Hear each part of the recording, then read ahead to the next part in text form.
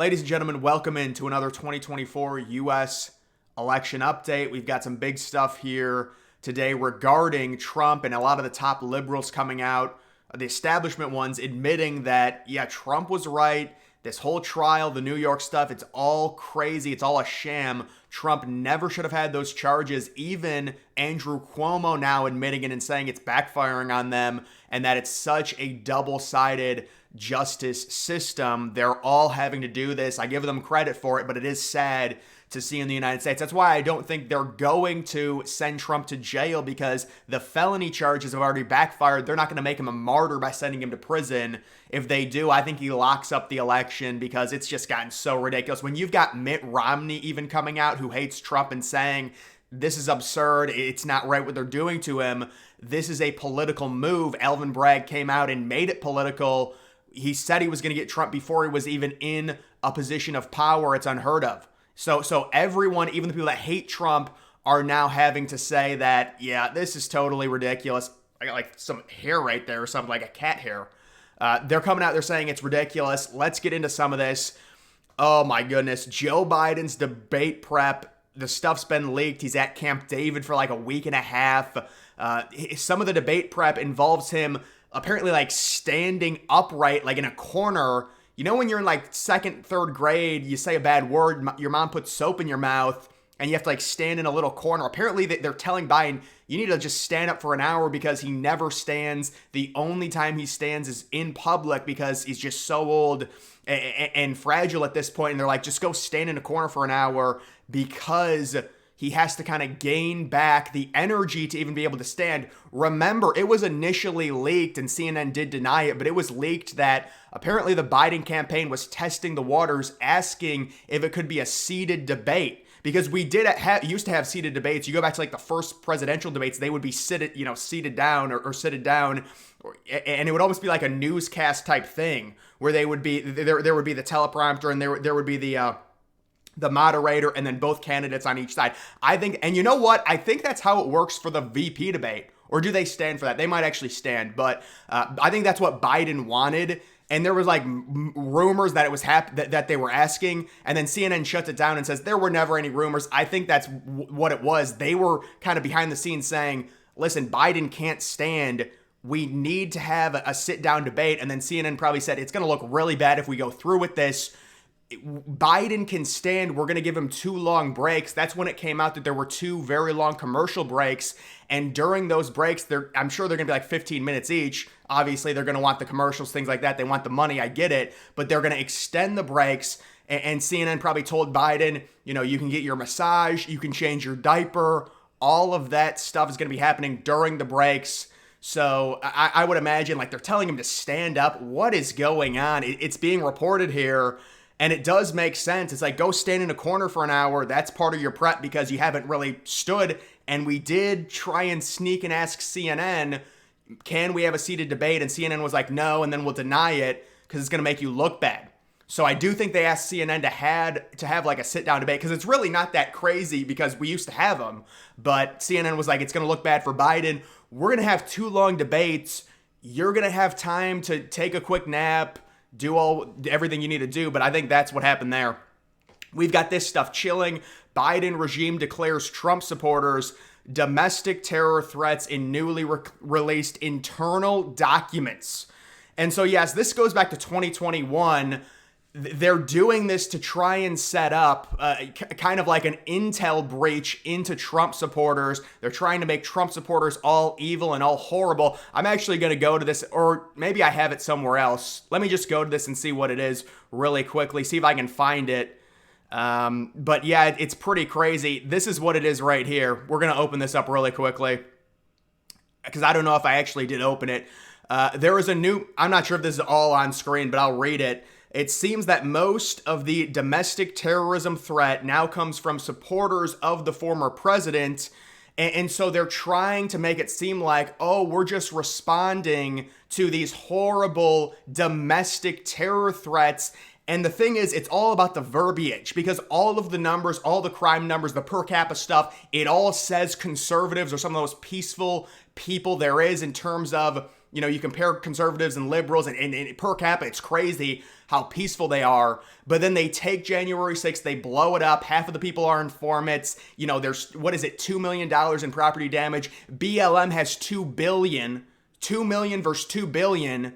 And there's the 25 deaths with BLM. Nobody dies except for the, rioters or protesters with January 6th. And then they try and spin it and they say domestic terrorism threat. So in the United States, the biggest terror threat, because they talk about political stuff. Oh, because of January 6th, Republicans, the Trump supporters are horrible. Even though if you look at the per capita numbers on average, Trump supporters very low in terms of crimes. There's been so many racial things, racial killings against white people, actually. They won't talk about it. The numbers are crazy. But then they come out and they say this because they're trying to be able to legally spy on Americans by creating this weird, oh, they're such a threat, we have to protect other Americans and spy on them to make sure they're not doing anything bad. This is totally illegal. This was all leaked via internal documents, and it is very sad to see stuff like this. It's more typical behavior out of this administration, and they get a pass, of course, from 90% of the media, which is still controlled by the left. We've got this, Bill Maher, a few different things on this. This is crazy what Andrew Cuomo says. Andrew Cuomo, the attorney general for 10 years until like 2011, and then he obviously was the governor until 2021. He says, Bill Maher says the trial in New York, the one he, as in Trump, got convicted for was the greatest fundraising bonanza ever. So he's talking about the fundraising, but you actually look at the case. Andrew Cuomo says that case, the Attorney General's case in New York, frankly, should have never been brought. If his name was not Donald Trump and if he was not running for president. So obviously that is very revealing. Cuomo saying and admitting the only reason this case was even presided over was because it was Donald Trump and he was running for the presidency. I mean, it's finally them admitting it, and there's been other stuff that's come out. I think I have it. When I scroll up, I'll discuss it. But there it is right there in plain text. This is why I don't think they're going to send Trump to jail. When you've got Andrew Cuomo admitting and saying, I'm a Democrat, but this is horrible. This just destroys any credibility. Those weird, like, far left socialists who try and defend this stuff and, oh, he's a felon. Nobody believes it. It's all crap. It actually helps Trump. It makes him a martyr. And if he goes to prison, it's even going to be better. They do something. Liberals were trying to have fun and say, oh, you know what? Make him do community service for 10 hours. That would help Trump because they do the cameras and Trump would be helping the community. So that's even more good news for Trump if they do you got to do, clean up something for 10 hours and do community service, things like that. It helps Trump even more. That's how dumb they are. They don't understand how politics work. Let Trump go out and be this hero in the community and clean it up for a crime that even liberals say it's ridiculous. And if his name was not Donald Trump, he would not be charged. They're treating him differently and they're elevating the charges to get the whole felony label onto him. So this is huge stuff. It's very good news for Trump, obviously, but there is that. We've also got Bill Maher coming out and saying, this is really not a conspiracy theory, I don't know, but he says, how is Biden ahead of Trump? Well, let me just stop you right there, Bill. Biden is not ahead of Trump. You can look at if you look at 538, Biden's up by 0.1 in terms of the general election popular vote, but if you include everything and all of the actual polls, number one, the popular vote really doesn't matter, especially if it's within the margin of error, which it clearly is. If it's within a point or two, it's the margin of error. 0.1, it's very close. So Biden going up, it's just symbolic. It doesn't actually matter. Even liberals admit that. You have to look at the swing states and what we're seeing, even though Bill Maher is technically right when you look at Trump and where he's performing now in terms of in all of these, Hispanics, blacks, he's performing way better, but somehow he's not up. It's not reflecting, considering he only lost the election in 2020 by 40,000 votes. But you can still make the argument when you just look at the head-to-head, he lost by 7 million votes in terms of the popular vote. So you're comparing popular vote numbers. It does kind of make sense. The popular vote does not matter. Look at the internal state polling like Arizona, which has swung like crazy. It's about a 10 or 11 point swing. If you look at polling this time in 2020 versus what it is now, that's where you're going to see the swings But even the popular vote has swung. Like in 2020 at this time, Biden was up by 6 or 7. So I know what Bill Maher is saying, but the polls actually have swung, and it's historic in terms of the internet age and the Twitter age, a Republican leading like this in some of these states, even leading at all in terms of the popular vote.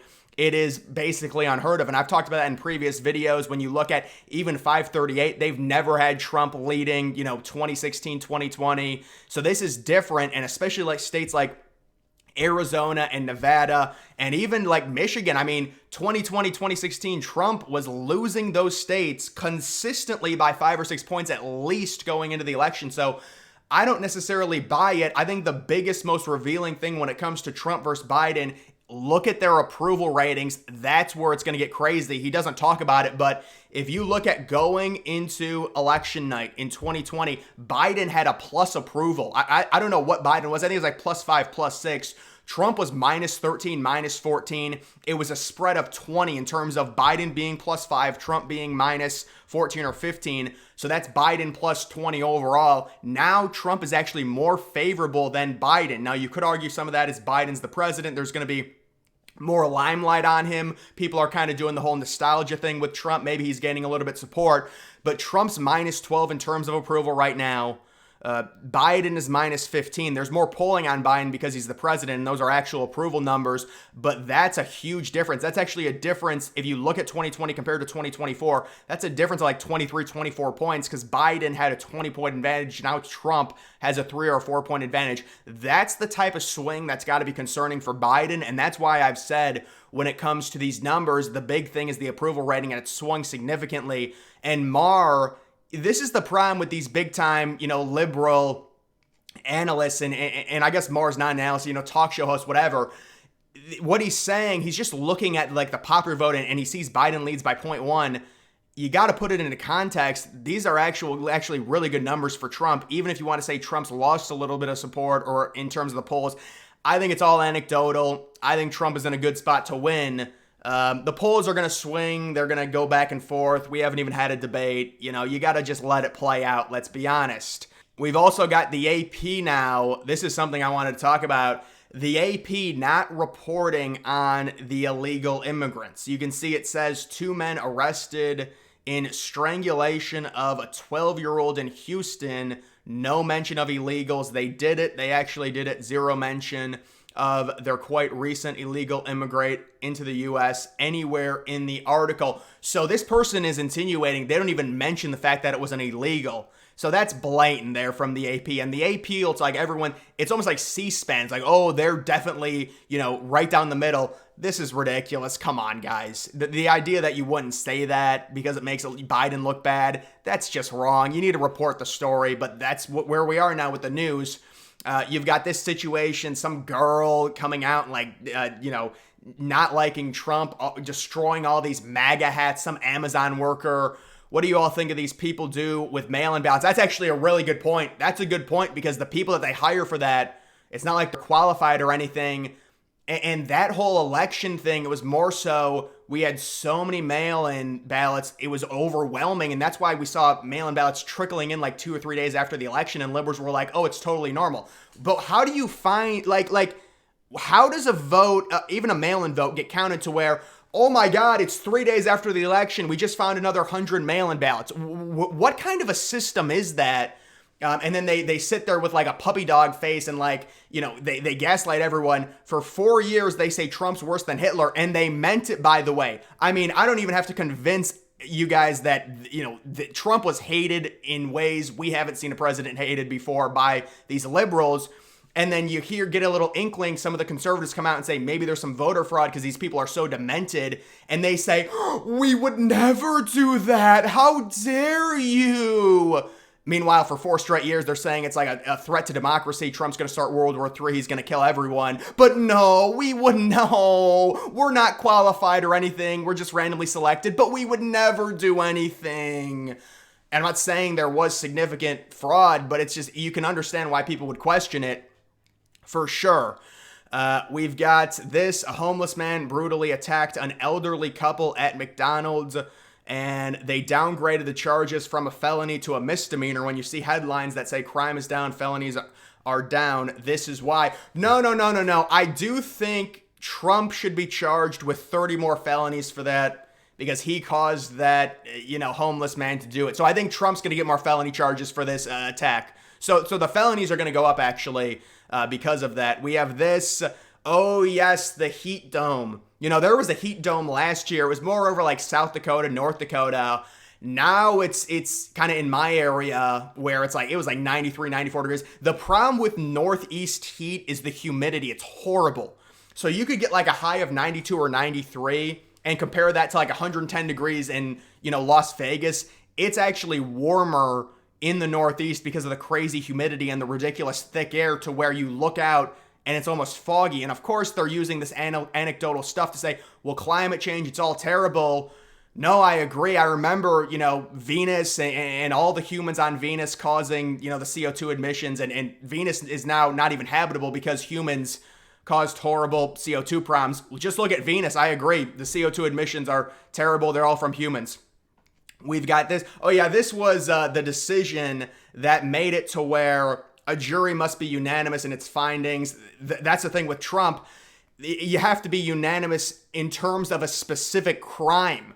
And it wasn't with Trump when they decided. It was 4 of them decided on one crime, another 4 decided on a different crime, and then the other 4 in terms of the jury decided on a different crime. And now they're saying they have to agree on one crime. You can't get someone, if they you have to agree. It makes more sense in terms of that. I don't know if this is going to affect Trump's case. I really don't think it matters in terms of, at this point, the political leverage that Trump has. This is the same thing that I was talking about in terms of the domestic terrorism. They're trying to get Trump supporters. They're trying to use this as an excuse to spy. And this is all internal documents, Biden's DHS. Their plans to target Trump supporters as domestic extremists when no numbers support it. You look at any crime statistics, it's just all total crap. And basically, they're just using January 6th. That's it. When they made January 6th worse than it was to gain political leverage, and there were no police on hand. You would think that, I mean, listen, if people are outside the Capitol, you would have a big force there. We've got this. I was looking. This is the last thing I was going to talk about. Trump says he will round up millions of Latinos in mass detention camps if he's elected, hinting at Project 2025. Well, Trump actually laid out a mass deportation plan back in like March where he said, yeah, we're going to deport around 15 to 20 million illegal immigrants. It's come out and there's huge widespread bipartisan support for it. I don't know what the Biden Harris HQ is doing, tweeting this out. This is Americans like this. This has a lot of support. Just look at what's happening in Europe. They're going crazy. They have to have special emergency elections because a lot of those people are realizing, no, this immigration is out of control. We don't want these people here. They need to be checked and vetted. There's a lot of crime that's being caused, and it doesn't really fit in with our culture. So you can see the mass detention camps. That was really just Trump continuing on with what Obama was doing. They had those crazy photos where like, oh, the families are in cages. And then Trump and his team had to find and dig out the photos from like 2014. That was all Obama stuff, and Trump just continued it, and they tried to pin it on Trump. So Trump was just continuing what Obama did when Obama deported even more people than Trump, or around the same, I think. Obama deported a bunch of people, and they try and make it seem like it's racist. So then is Obama racist for deporting people and trying to protect the border? Which one is it? I think what happened is Trump made immigration such a huge issue back in 2015 with the wall, which was honestly a good thing because it triggered all of them. And then they became hard and said, oh, Trump's racist, he's horrible, we're going to open the border. And look at what that's done. Now we've got a record high immigration numbers, and they're still trying to swing this rhetoric when legal Latinos that are citizens are saying that we want the illegals deported. They're even saying it, and Trump has even come out and said, if you get your diploma, you graduate, you will get a green card. And there are Republicans that don't like that. So that's even Trump trying to compromise with the Democrats by saying, look, you'll get a green card if you graduate, things like that, but the illegals have to be deported. And a lot of Republicans don't like that. So they're trying to say Trump's this horrible racist. He's actually already compromising when it comes to the deportation. But yeah, there's going to be a mass deportation. Most Americans agree with it, and it will be happening if Trump gets into the White House. But guys, that is going to do it for this video. Make sure you follow me on X. Link to that's always in the description.